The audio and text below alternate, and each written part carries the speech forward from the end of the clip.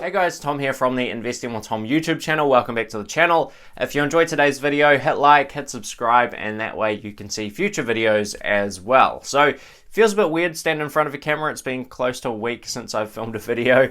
But nonetheless, we are due for a quarterly update on our subscriber stock picking challenge. So if we just refresh our memories and kind of go back to the start of January 2020, I set a subscriber stock picking challenge. And at that time, we had a little under 50 entries into that competition. Basically, the competition was everyone had to pick two stocks. So the first was a stock where they went long, a stock that they thought was going to go up throughout the year. And the second was a short, a stock that they thought was going to go down throughout the year. And each quarter, we've been tracking through all the current leaders and so on and giving away prizes. I've been giving away a book to the current leader every single quarter, and that same thing is going to happen today. So definitely keep an eye out for where you sit in the rankings at the moment. And at the end of the year, we will do a full kind of final results video on how everyone's gone in the stock picking challenge.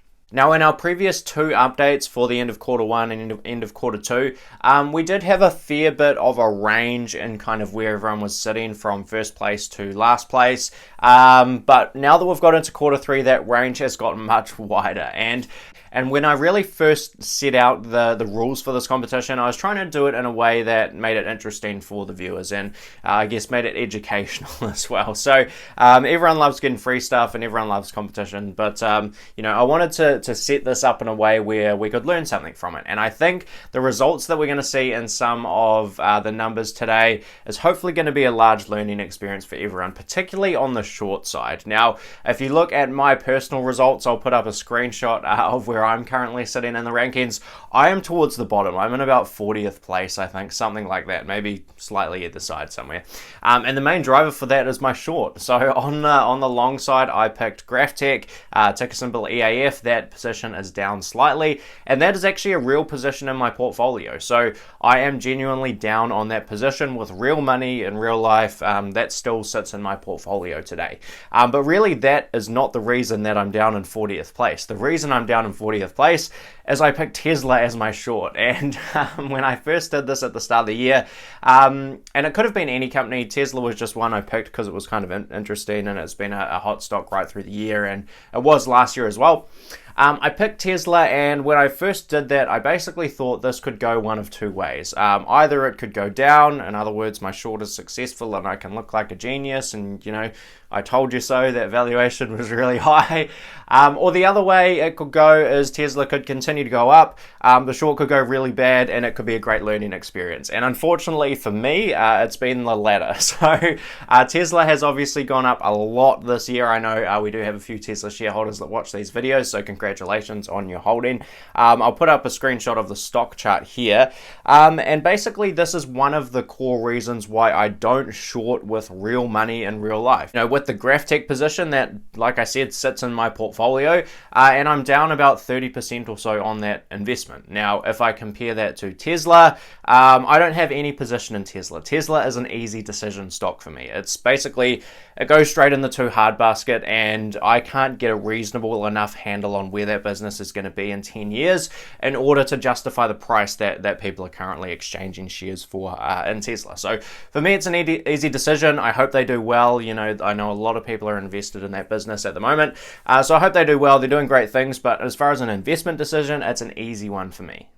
But just because I do think it's got a really high price and you know, is maybe a little bit ahead of where the fundamentals might suggest it should be sitting, doesn't mean that I went out and shorted it. And that's because of, you know, some basic mathematical reasons around shorting. So if you short a stock and you hope that that stock's going to go down, the best case scenario for you as a short seller is that that stock goes to zero. And in that best case scenario, you double your money. If you short a stock at 50 and it goes down to zero, you can buy the shares back at zero and return them back to their original shareholders, because you sort of borrow stock when you short, and you've doubled your money and you've done very well. And that is basically the best case scenario is a double. Now, Compare that to the worst case scenario. You know, there is no limit to how high a stock can go. And even if you think the price might be crazy, you know, 2 times crazy is no crazier than regular crazy. That might not have made sense, but hopefully you got the general gist there. Basically, there's no limit to how high a stock can go. So if you put on a short position in your portfolio, you can double your money potentially in a best case scenario, but it can bankrupt you in a worst case scenario. And that is not the kind of mathematical situation we want to put ourselves in as investors. So that's my little ramble on shorting. I say that because Tesla has been, frankly, a big decider in some of the rankings in this competition.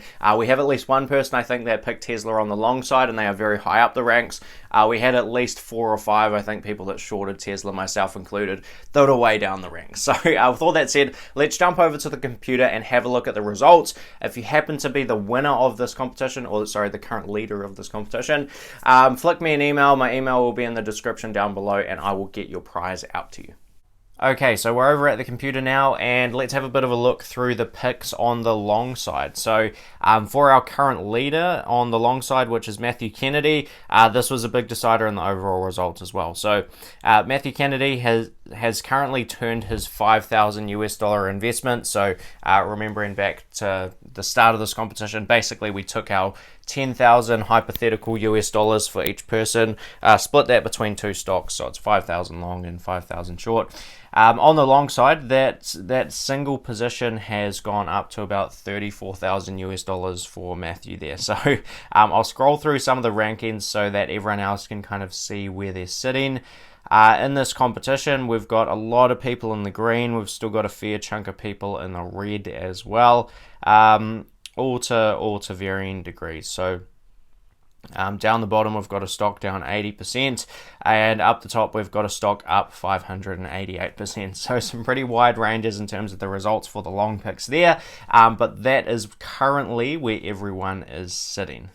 Okay, so over on the short side, well, our leader here is also Matthew Kennedy, so that might give away the overall winner a little bit here. But Matthew's up 76%. We have a handful of people also up approximately 76%. There's some rounding there. As you can see, Matthew is actually up slightly more than some of the other people there.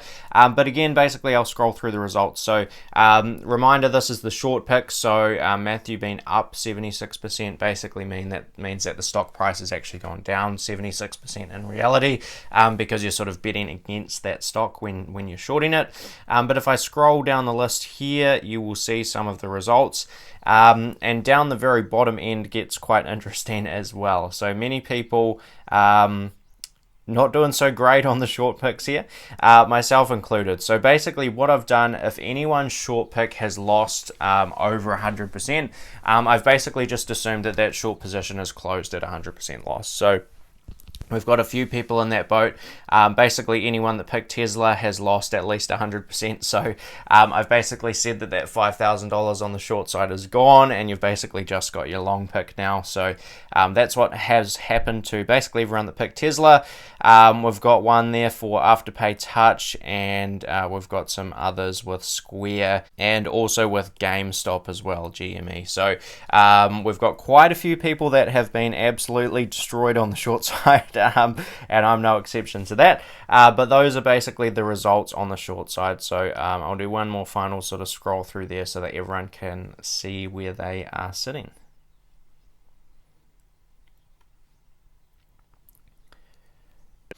Now, if we jump through to the overall results, this is where we're sitting. So Matthew Kennedy is now way ahead of the pack. Portfolio is up 331% overall, turned the $10,000 into $43,000 just this year.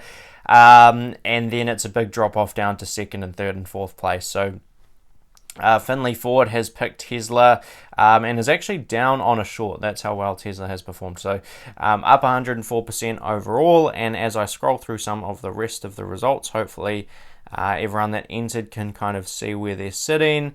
We've got lots of people in the green. We've got about 20 people in the green. And we've got actually over half of the people entered in the red. So this is kind of where everyone is sitting. We've got some people, got one person down as much as 90%. So a big range of results there. I'm currently sitting in 42nd, as I sort of talked about earlier in the video. But those are the overall results, and that is where everyone's currently sitting. So there you have it. If you are Matthew Kennedy and you're watching this video, flick me an email. My email will be down in the description. Let me know what book you're after, and I will get that all sorted for you. But that is our Q3 subscriber stock picking challenge update. All done. The final update will be in January 2021, when we can see the final, best short, best long, best overall, give away a bunch of prizes, and it'll be a good time. So that is all from me today, and I will see you in the next one. Cheers.